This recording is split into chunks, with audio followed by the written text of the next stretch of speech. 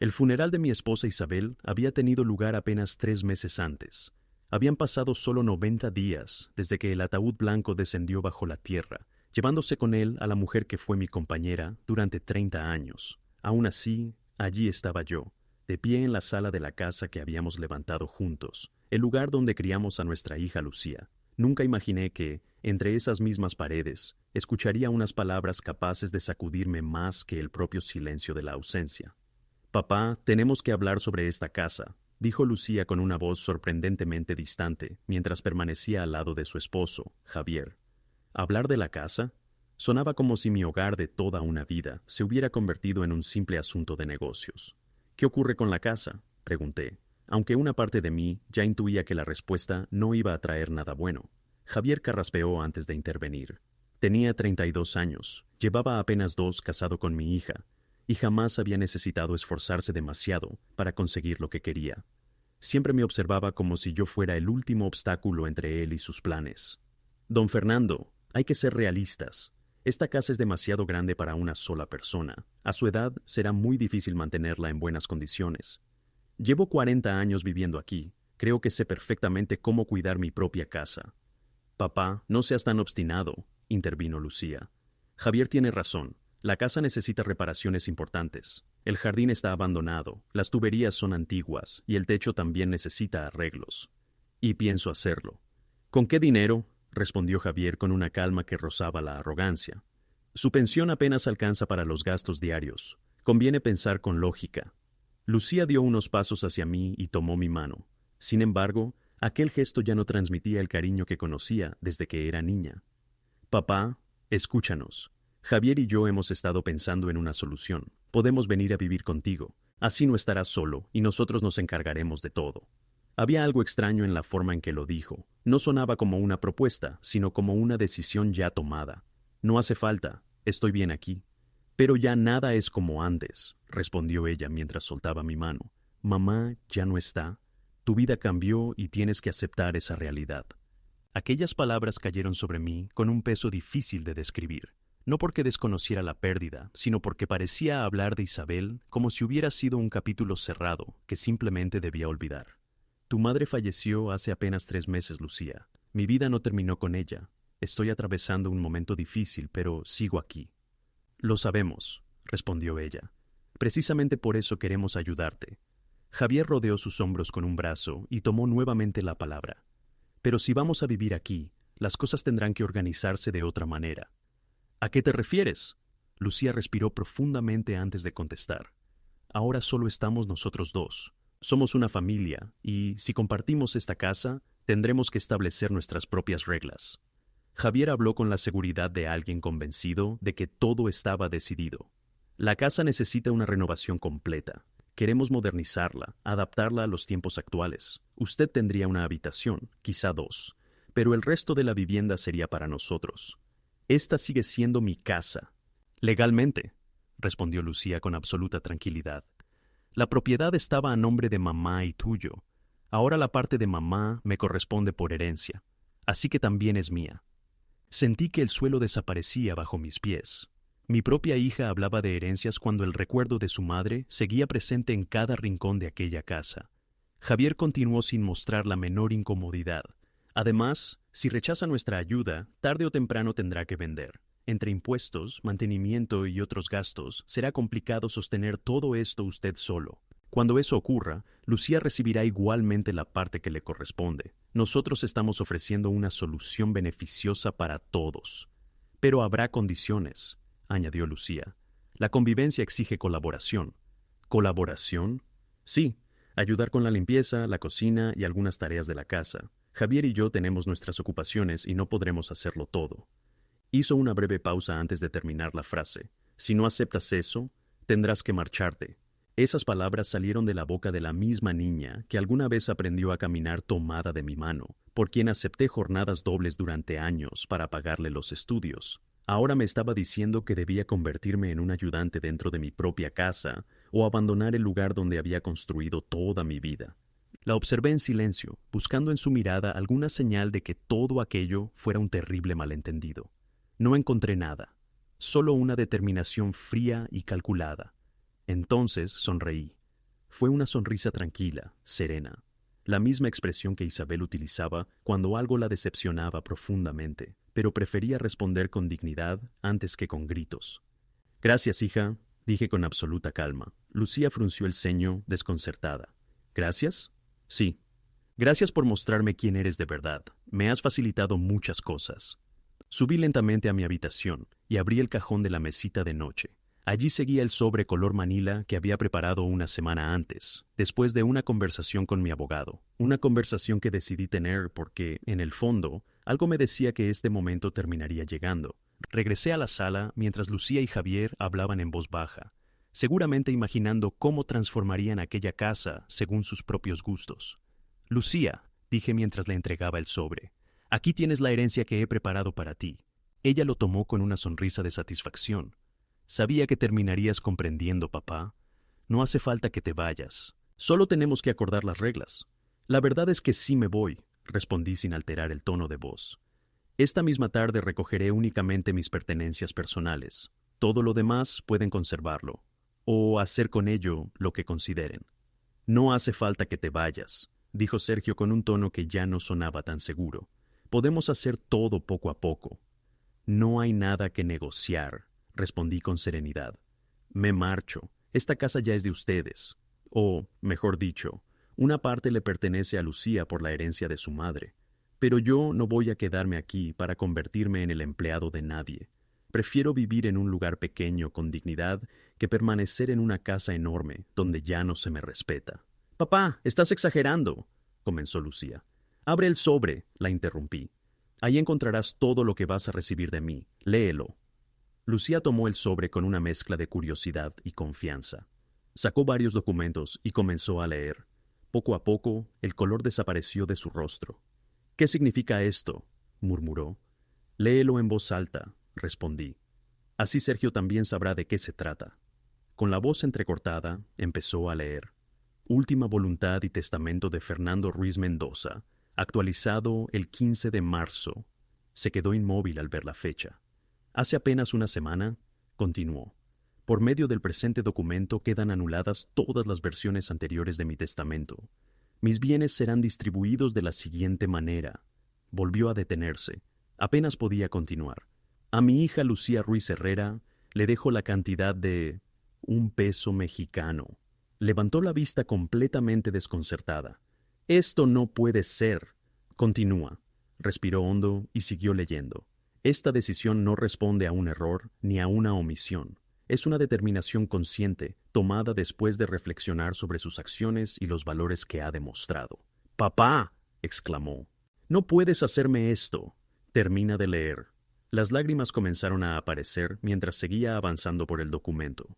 «El resto de mi patrimonio, incluyendo mis ahorros, mi seguro de vida, mi automóvil y mi participación en esta propiedad, será distribuido de la siguiente manera: 50% para el Hogar Santa Teresa, donde mi esposa Isabel dedicó 20 años como voluntaria, 30% para una fundación dedicada a la investigación contra el cáncer, en memoria de Isabel, y 20% para mi sobrino Daniel, hijo de mi hermano fallecido, quien estuvo a mi lado durante los momentos más difíciles, sin pedirme jamás nada a cambio». «Eso no puede ser legal», protestó Sergio. «No puede dejar a su hija prácticamente sin herencia». «Claro que puedo», respondí sin elevar la voz. «Todo ha sido preparado conforme a la ley, firmado ante notario y registrado correctamente». «¿Y la casa?», preguntó Lucía, todavía temblando. «La parte que pertenecía a tu madre es tuya por derecho. Eso no cambia, pero mi parte irá al Hogar Santa Teresa. Eso significa que compartirás la propiedad con la institución. Si algún día deseas quedarte con toda la casa, tendrás que llegar a un acuerdo con ellos».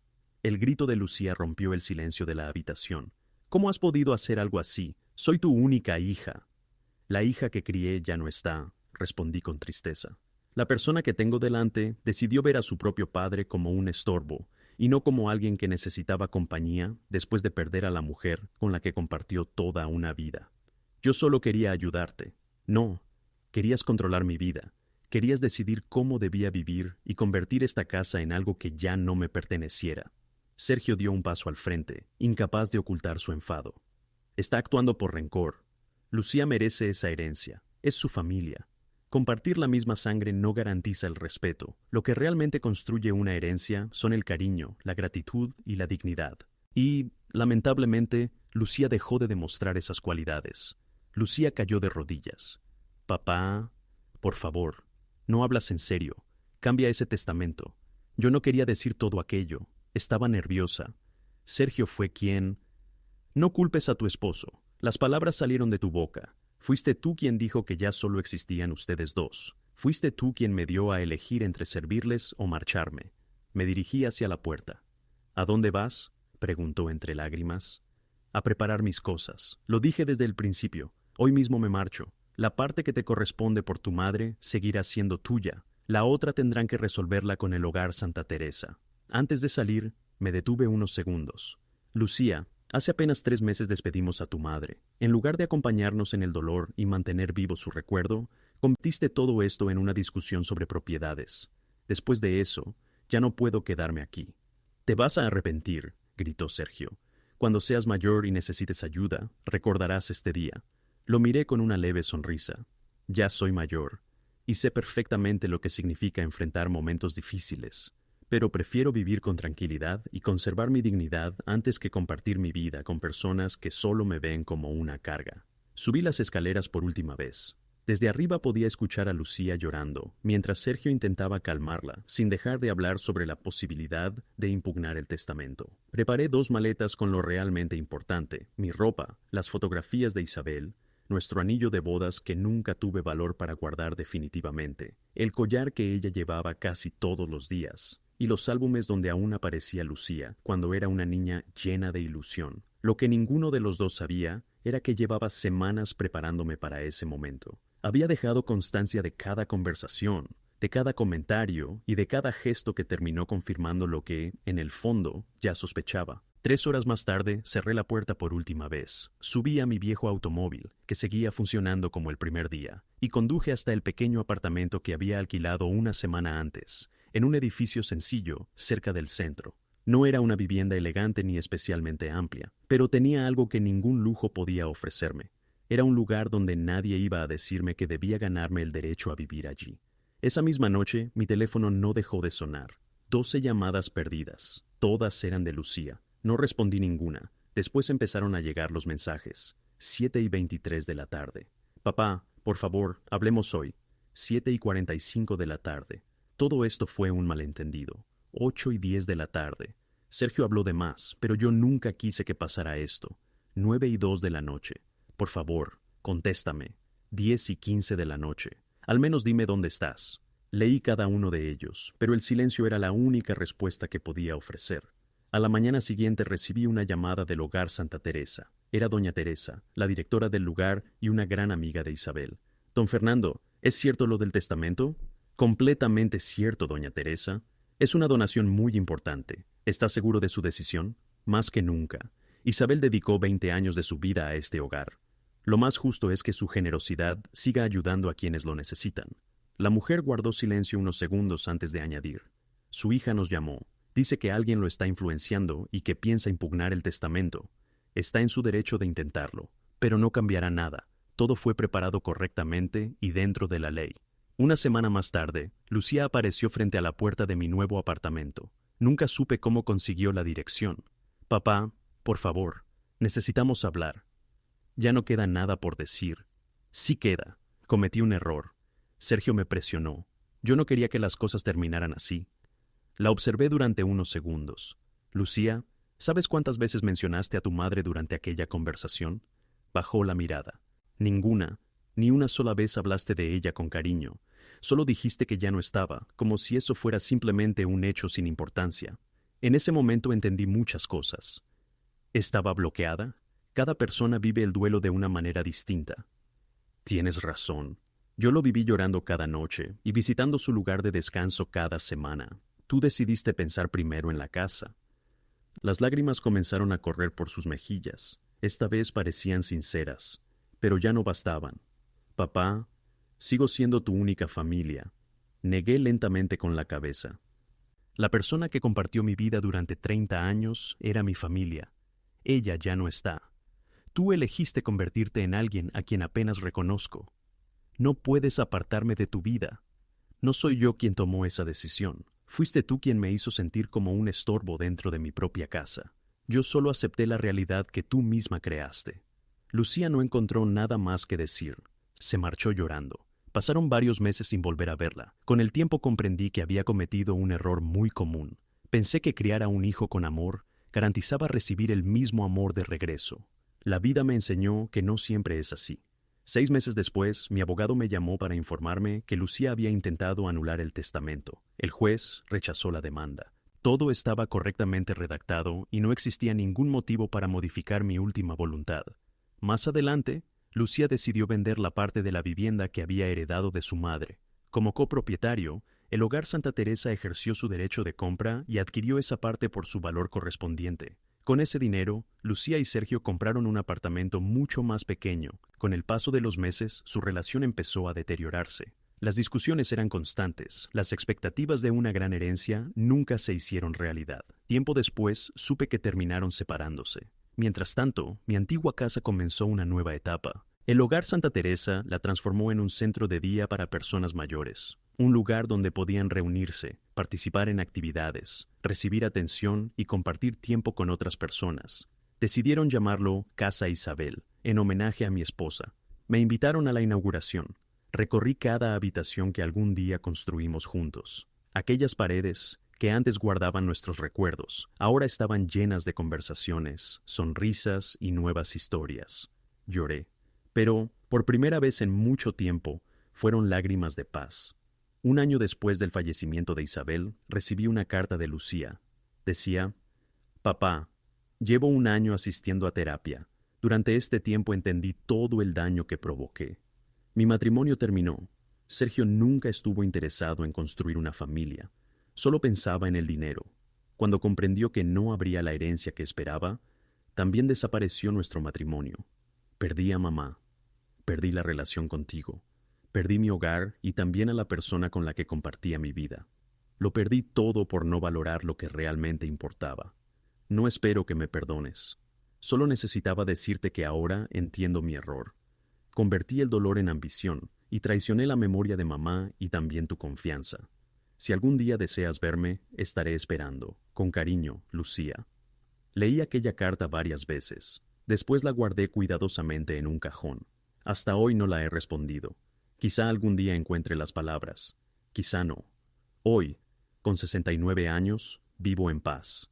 Visito Casa Isabel 2 veces por semana. Participo en las actividades del centro y comparto con los residentes las historias de la mujer extraordinaria que fue mi esposa. Cada noche, antes de dormir, observo su fotografía sobre la mesa de noche y le hablo en silencio.